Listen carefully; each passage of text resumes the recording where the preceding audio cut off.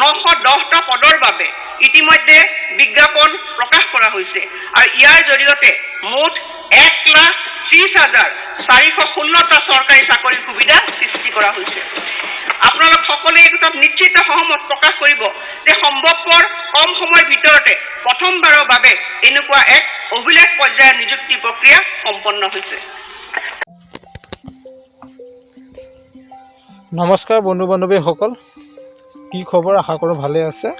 গাটো ইমান এটা ভাল নহয়, সেইকাৰণে প্ৰেক্টিছটো যাব পৰা নাই। আপোনালোকৰ প্ৰেক্টিছ কেনেকুৱা চলিছে জনাবচোন।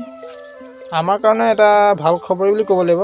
ভাল খবৰটো এইটোৱে যে আমাৰ যি 35,000 ভেকেঞ্চি মুকলি হৈছিলে, সেই 35,000 ভেকেঞ্চিৰ কথা আজি বাজেট অধিৱেশনত আমাৰ বিত্তমন্ত্ৰী অজন্তা নেওগে দাখিল কৰিলে। তাৰ বিষয়ে আলোচনা কৰা হ'ল আৰু কিনো আলোচনা কৰিলে এই ভিডিঅ'টোত চালে গম পাব। ভিডিঅ'টো প্ৰথম পৰা লাষ্টলৈ চাব। স্কিপ কৰি চালে ভিডিঅ'টো আপুনি গম নাপাব একো, কিন্তু প্ৰথম পৰা লাষ্টলৈকে চাব ভিডিঅ'টো, তেতিয়া গম পাব। আৰু যদি ভিডিঅ'টো চাই ভাল লাগে প্লিজ লাইক কমেণ্ট কৰিব আৰু চেনেলটো ছাবস্ক্ৰাইব কৰি দিব। আপোনালোকৰ এটা লাইক কমেণ্ট আমি আগলৈ ভিডিঅ' বনাই থাকিবলৈ মটিভেশ্যন পাওঁ। বলক ভিডিঅ'টো আৰম্ভ কৰি দিওঁ। জনাওঁ যে 2024 বৰ্ষৰ জানুৱাৰী মাহলৈ আমি 94,506 গৰাকী চাকৰি প্ৰত্যাশীক সফলতাৰে নিযুক্তি দিছোঁ। বিতং তথ্য অধ্যক্ষ মহোদয় মই সদনত দাখিল কৰিছোঁ আৰু বিভাগ ভিত্তিক বিৱৰণ 2022, 23 আৰু 24 ইয়াত দাখিল কৰা হৈছে। মহাশয়, ইয়াৰ উপৰিও 35,910টা পদৰ বাবে ইতিমধ্যে বিজ্ঞাপন প্ৰকাশ কৰা হৈছে আৰু ইয়াৰ জৰিয়তে মুঠ 1,30,416টা চৰকাৰী চাকৰিৰ সুবিধা সৃষ্টি কৰা হৈছে।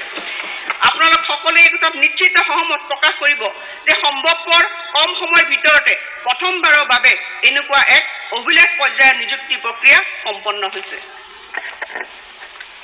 এই নিযুক্তি প্ৰক্ৰিয়াৰ জৰিয়তে সৰ্বাধিক সংখ্যক পৰিয়ালক সামৰি লৈ আমি সামাজিক সমতা সম্ভৱ কৰিব বিচাৰিছোঁ। চৰকাৰী নিযুক্তিত সামাজিক সমতা। অধ্যক্ষ মহোদয়, আমি প্ৰায় লক্ষ্য কৰোঁ যে এটা পৰিয়ালত কেইবাজনো চৰকাৰী চাকৰিয়াল থকাৰ বিপৰীতে কিছুমান পৰিয়ালত এজনো চৰকাৰী চাকৰিয়াল নাই। যিমান সম্ভৱ অধিক পৰিয়ালত চৰকাৰী চাকৰিৰ উপস্থিতি নিশ্চিত কৰাৰ জৰিয়তে চৰকাৰী নিযুক্তিত সামাজিক সমতাৰ বাতাবৰণ সৃষ্টি কৰা হ'ব। আৰু এনে দৃষ্টিকোণ আগত ৰাখি মই ঘোষণা কৰিবলৈ পাই আনন্দিত হৈছোঁ যে এই নিযুক্তি প্ৰক্ৰিয়া অব্যাহত ৰখাৰ সময়ত আমাৰ চৰকাৰে সামাজিক সমতা প্ৰতিষ্ঠাৰ ওপৰত গুৰুত্ব আৰোপ কৰিব।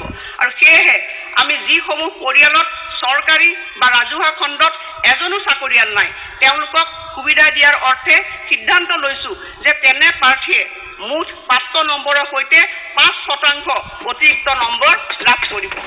তৃতীয় আৰু চতুৰ্থ বৰ্গৰ সকলো পদৰ নিয়োগ প্ৰক্ৰিয়াত প্ৰাৰ্থী বাছনিৰ গুণগত মানৰ সৈতে আপোচ নকৰাকৈ এই ব্যৱস্থা কাৰ্যকৰী হ'ব।